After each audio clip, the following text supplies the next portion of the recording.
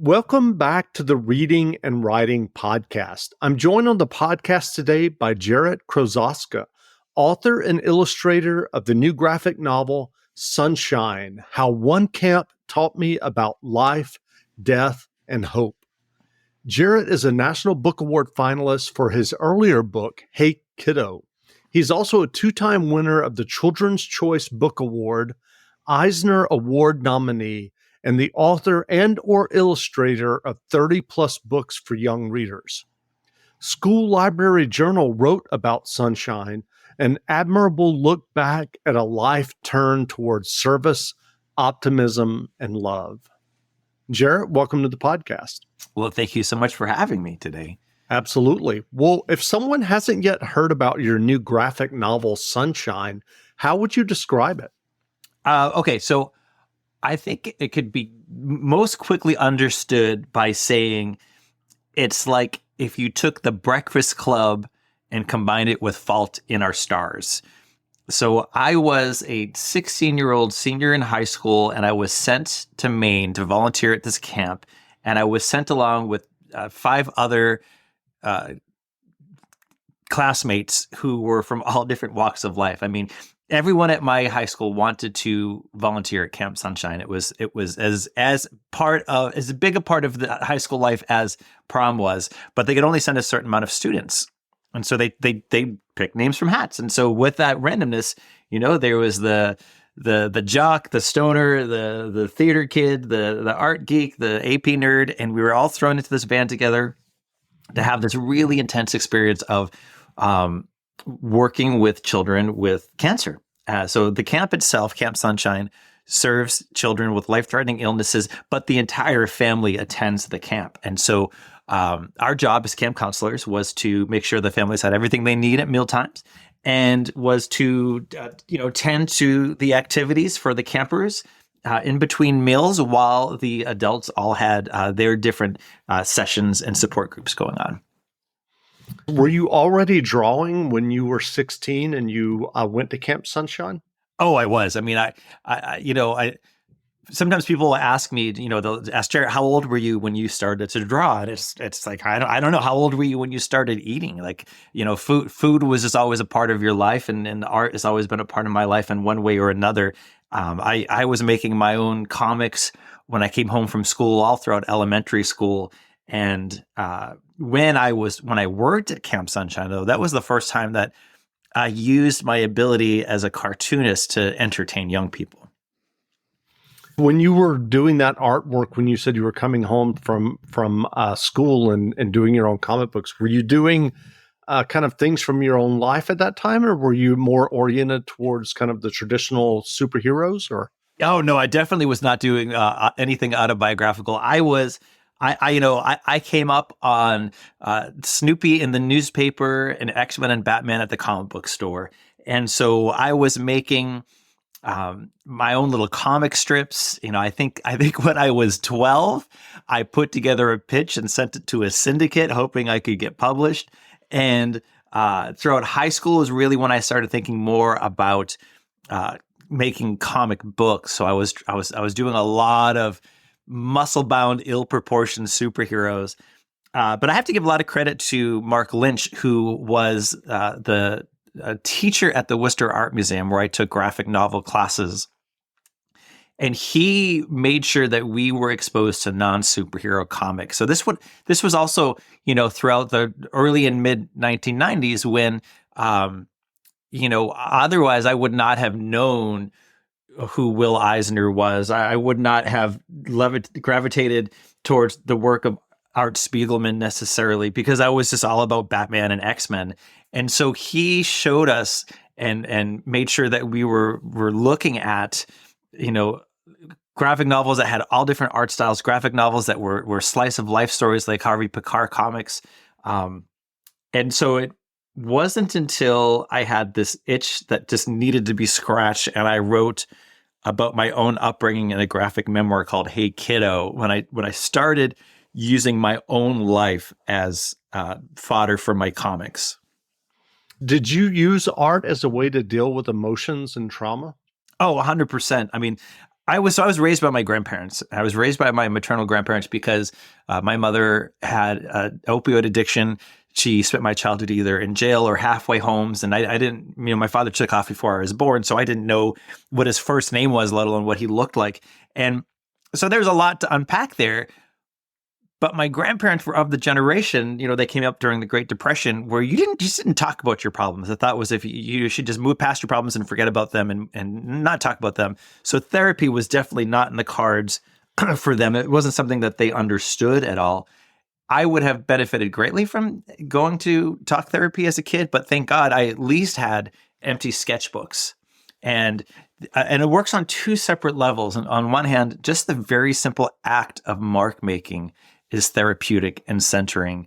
But for me too, I would work through a lot of these headier issues I had in my head just through my sketches and through my drawings. And that absolutely was a salvation for me. Well, given the nature of drawing a graphic novel, and I'm not an artist, I actually do make quilts, I'm assuming that you have to do a certain amount, if not a ton, of plotting for the narrative of a graphic novel. And what is the process for you when you are thinking about or planning a graphic novel? Do you write a strict outline? Do you do a loose sketch of each page? How does that work for you? Well, when I have an idea for a book, whether it be fictional or based on my life, it really begins with this obsessiveness in my head that pours out into a sketchbook where I start sketching out character studies and drawing what the character might look like. And then from there, when I'm ready to, and again, it gets to a point where you just can't control it. You just need to get it out of your system. I then script everything. So just like one would write a script for a TV show or a movie, that's how I write the early drafts for my graphic literature. You're focusing on the character's dialogue and descriptors of what you're going to see in the action. After I've written the script and after it's been edited and fine-tuned, then I sketch everything out. And it's at the sketch stage that I really lock down what part of the story will be told with the words and what part of the story will be told with the pictures. Because if anyone is, if you're reading an illustrated book, it's important to remember that the pictures aren't there just to be pretty decorations. The illustrations have the exact same job that the words do, which is to communicate the story. So when you are combining words and pictures, it's very important that you allow the words and pictures to tell separate parts of the story so that when taken together, you get the whole of the story. But if the words and pictures told you the exact same thing, if they communicated the exact same thing to the reader, it would be like writing the same sentence twice in a row. Interesting. Given your success and the topic of your graphic novels, in your own kind of reading of comics and graphic novels, have you moved beyond superheroes, or do you read a lot of slice of life graphic novels, so to speak? I do. I read a lot of slice of life graphic novels. I would say maybe in the past 5 years or so, I got back into reading some of the more superhero comics.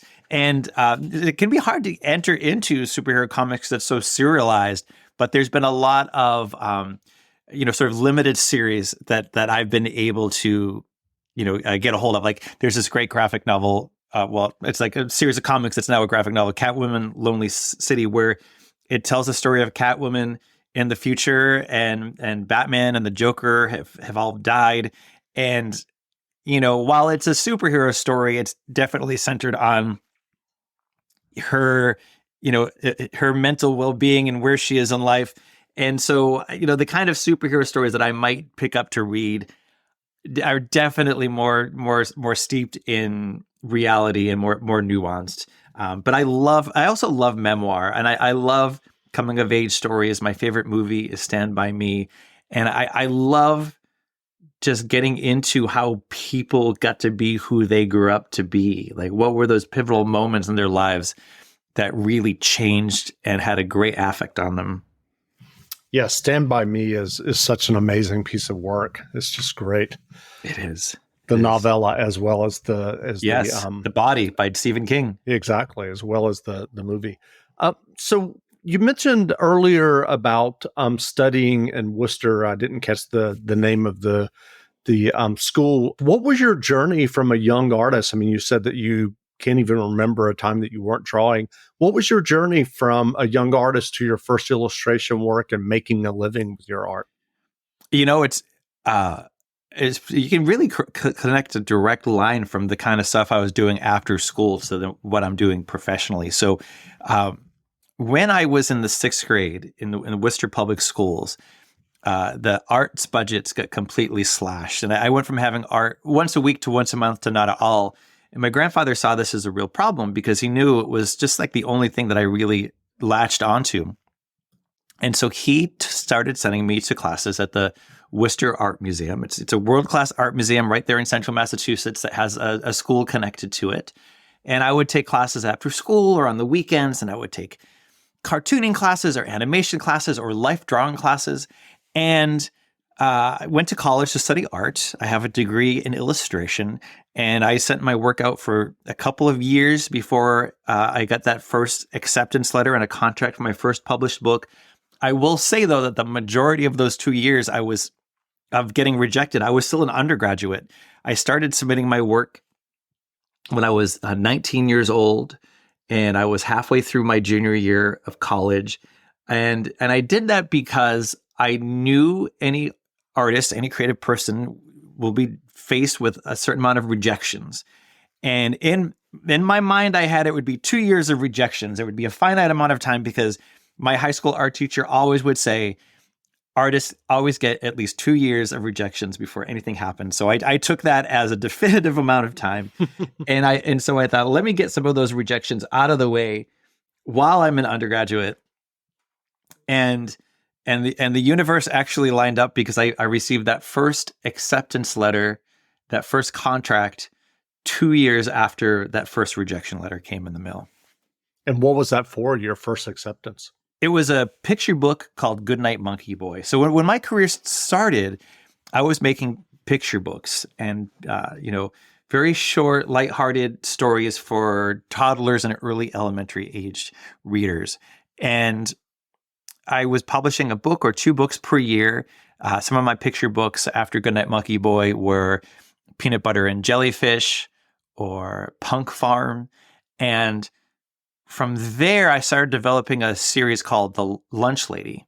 And it's a graphic novel series for older elementary age readers about a lunch lady who fights crime. It's very campy. It's very, like Scooby-Doo or Batman 66. It's got that sort of vibe. But I just had this gnawing need to tell stories about my own life, which is a lot more work physically, a lot more work mentally.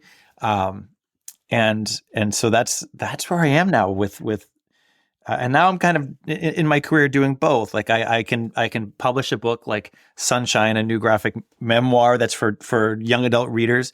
And I can continue to work on some of my more lighthearted work that's for younger readers too. What drawing or creative advice would you offer for those who are interested in creating their own graphic novels? Well, but especially when I talk to young people who their primary focus is getting published. And I get that because that's where my mindset was as well. Like the fact that I started submitting professionally at 19, right? And so what I tell them is that everything that they make, the purpose of making that thing isn't to make the perfect thing that is then celebrated. The purpose of making that thing is to learn and experience from making that thing. So then the next thing is a little bit better. And then the next thing after that is a little bit better. And that keeps on compounding one another until you get to the point where either your work is ready to be published or your work is connecting with a greater audience. And that it really is a long journey that can be a slow burn. And it's probably even more difficult for young people to become accustomed to that now because we do live in a culture that there's just so much immediate gratification. Like, sure, you can stop and make a little animation or make a little short something and it could go viral online and you get a lot of response very quickly. But it really is a a marathon and not a sprint, having a career in the arts. Are you working on, or have you started planning your next graphic memoir? Well, I'm behind on a lot of my work. This pandemic has been really real pesky for the creative outflow and my workflow. So I have a number of projects that I'm pretty behind on, and I'm just like now getting everything back on track. I have 3 kids, so we had that first year where we were basically making sure kept everyone alive, and then we had that next year where we kind of rebuilt everybody because took such an emotional toll on everyone's big toll on everyone's mental health. And so now I'm kind of starting to fire on all cylinders again, and I do have some more work for that older elementary set that's fictionalized. I have some ideas for other aspects of my life that would make for a compelling memoir that I'm hoping to pitch to my publisher soon enough. And much to the chagrin to Gina, my wife, I won't be ever retiring from creating. What novels or graphic novels have you read recently that you enjoyed? Oh, there's so many. We live in a time now where there's so many graphic novels being put out there for young readers and older readers, and there's so much more easy to get a hold of. So there's my friend Dan Santat just published a graphic memoir called "The First Time for Everything," which is a coming of age story about his time going on a class trip to Europe. There is, I think one of the all-time best graphic memoirs is called "Blankets" by Craig Thompson, and that was published at the very, very early O's. And it is a powerful story about his coming of age. It really is a book to get a hold of if you haven't had it yet, if you haven't had a chance to read it yet. And in terms of like other more recent graphic memoir, like anything that Raina Telgemeier has put out there about her life growing up and coming of age as a young girl. And another great graphic memoir is Cece Bell El Defo, which is about her experience as a deaf person. And in regards to the story being told visually, the visuals in El Defo really helped me as a person with hearing understand what my friend Cece's experience was with hearing loss. Where can people find you online if they want to learn more about you and your work and your graphic memoirs? Well, I learned early on that if I had created Krosoczka.com, no one would ever be able to find me. So, because I'd never be able to spell it. So I'm at studiojjk.com and at studiojjk across social media. I have the same handle on every platform, but I'm most active on YouTube, TikTok, and Instagram. Again, we've been speaking to Jarrett Krosoczka, author and illustrator of the new graphic memoir, Sunshine, How One Camp Taught Me About Life, Death, and Hope. And the graphic memoir is available now, so go buy a copy. And Jarrett, thanks for doing this interview. Well, Jeff, thank you so much for hosting me, and thanks for having this platform to share your love of books. Absolutely.